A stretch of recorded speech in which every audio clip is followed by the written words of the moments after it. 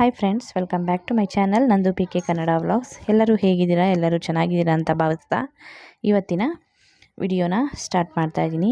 ಇವತ್ತಿನ ವಿಡಿಯೋ ಏನಪ್ಪ ಅಂತ ಅಂದ್ಬಿಟ್ಟಂದರೆ ಭೀಮ್ನ ಅಮಾವಾಸ್ಯೆ ಬಂದು ಯಾವತ್ತು ಮಾಡಬೇಕು, ಯಾವ ದಿನ ಶ್ರೇಷ್ಠ ಮಾಡೋದಕ್ಕೆ ಅಂತ ಅಂದ್ಬಿಟ್ಟು ಅದರ ಬಗ್ಗೆ ಮಾಹಿತಿ ಕೊಡೋಣ ಅಂತ ಅಂದ್ಕೊಂಡಿದ್ದೀನಿ. ನನಗೆ ತಿಳಿದಿರೋ ಅಂಥ ಮಾಹಿತಿನ ನಾನು ಕೊಡ್ತಾ ಹೋಗ್ತೀನಿ. ಅದು ತಪ್ಪಾಗಿದ್ದರೆ ದಯವಿಟ್ಟು ಕ್ಷಮಿಸಿ. ಹಾಗೆ ಏನಪ್ಪ ಅಂತ ಅಂದ್ಬಿಟ್ಟಂದರೆ ಭೀಮ್ನ ಅಮಾವಾಸ್ಯೆ ವ್ರತ ಬಂದು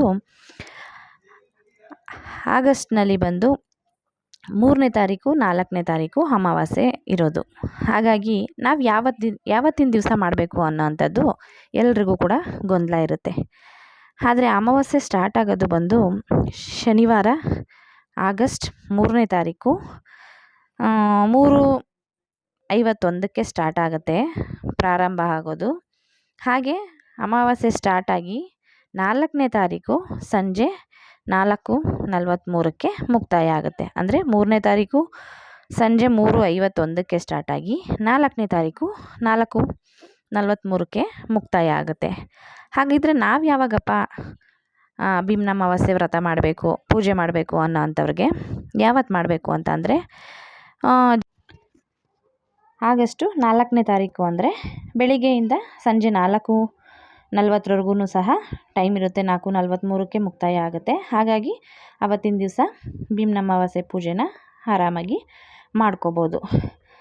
ಅಂದರೆ ಆಷಾಢ ಮಾಸದಲ್ಲಿ ಕೊನೆಯ ಅಮಾವಾಸ್ಯೆನೇ, ಆಷಾಢ ಸ್ಟಾರ್ಟ್ ಆದಮೇಲೆ ಕೊನೆಯ ವಾರದ ಅಮಾವಾಸ್ಯೆನೇ ಭೀಮ್ನ ಅಮಾವಾಸ್ಯೆ ಅಂತ ಹೇಳೋಕ್ಕಾಗುತ್ತೆ.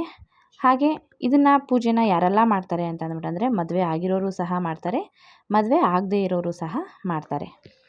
ಮದುವೆ ಆಗದೇ ಇರೋರು ಅಂತ ಅಂದರೆ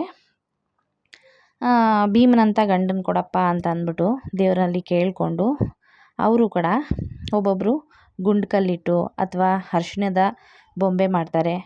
ಇಲ್ಲ ಗೊಂಬೆ ತೊಗೊಂಡು ಬಂದು ಇಟ್ಟು 2 ಗೊಂಬೆಗಳನ್ನ ಪೂಜೆ ಮಾಡಿ ಭೀಮನಂಥ ಗಂಡನ ಕೊಡಪ್ಪ ದೇವರೇ ಅಂತ ಅಂದ್ಬಿಟ್ಟು ಪೂಜೆ ಮಾಡೋದು ಪದ್ಧತಿ ಇದೆ. ಹಾಗೆ ಮದುವೆ ಆಗಿರೋರು ಏನಪ್ಪ ಅಂತ ಅಂದರೆ 2 ಜೋಡಿ ದೀಪಗಳನ್ನ, ಕಂಬದ ದೀಪಗಳನ್ನ ಇಟ್ಟು ದೇವ್ರ ಮುಂದೆ ಮಾಮೂಲಿ ದೀಪ ಹಚ್ಚೋ ಅಂಥದ್ದು ಬಿಟ್ಟು ಮತ್ತು ಎಕ್ಸ್ಟ್ರಾ 2 ಹಚ್ಚೋ ಅಂಥವ್ರು ಹಚ್ತಾರೆ. ಇಲ್ಲ ಅದೇ ದೀಪಗಳನ್ನೇ ಜೋಡಿ ದೀಪಗಳನ್ನ ಇಟ್ಟು ಪೂಜೆ ಮಾಡೋ ಅಂಥವ್ರು ಕೂಡ ಇದ್ದಾರೆ. ಹಾಗಾಗಿ ಜೋಡಿ ದೀಪಗಳನ್ನ ಇಟ್ಟು ಪೂಜೆ ಮಾಡೋ ಅಂಥದ್ದು ತುಂಬಾ ಶ್ರೇಷ್ಠ.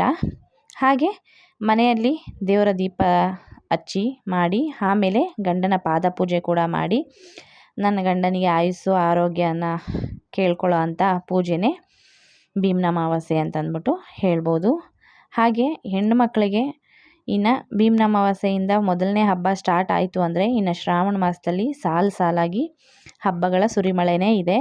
ಇನ್ನು ಹೆಣ್ಮಕ್ಳಿಗೆ ಪ್ರತಿ ಶುಕ್ರವಾರ ಶ್ರಾವಣ ಸ್ಟಾರ್ಟ್ ಆಯಿತು ಅಂದರೆ ಶುಕ್ರವಾರ, ಸೋಮವಾರ ಮತ್ತು ಹಾಗೆ ಮಂಗಳವಾರ ಮಂಗಳಗೌರಿ ವ್ರತ ಮಾಡೋ ಅಂಥವ್ರು, ಹಾಗೆ ಸಾಲು ಹಬ್ಬನೇ ಸ್ಟಾರ್ಟ್ ಆಗುತ್ತೆ.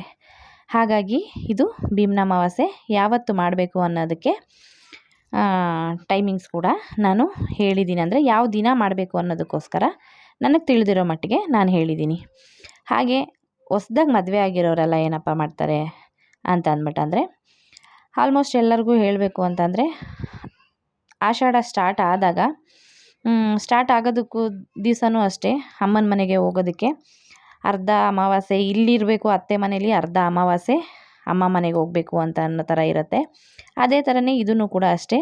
ಹೊಸ್ದಾಗಿ ಮದುವೆ ಆಗಿ ಆಷಾಢಕ್ಕೆ ಹೋಗಿರೋ ಹೆಣ್ಮಕ್ಳು ತಮ್ಮ ತಾಯಿ ಮನೇಲೇ ಗಂಡಂದಿರನ್ನ ಕರೆಸಿ ಪೂಜೆ ಮಾಡಿ ನಂತರ ಅತ್ತೆ ಮನೆಗೆ ಹೋಗುವಂಥ ಪದ್ಧತಿಗಳು ಕೂಡ ಸಹ ಇರುತ್ತೆ. ಹಾಗೆ ನನಗೆ ಎಷ್ಟು ಮಾಹಿತಿ ಗೊತ್ತೋ ನಾನು ಮದುವೆ ಆದಾಗಿನಿಂದ ಮಾಡ್ಕೊಂಡು ಬಂದಿರೋ ಅಂಥ ಪದ್ಧತಿನ ನಾನು ನಿಮಗೆ ಹೇಳಿದ್ದೀನಿ.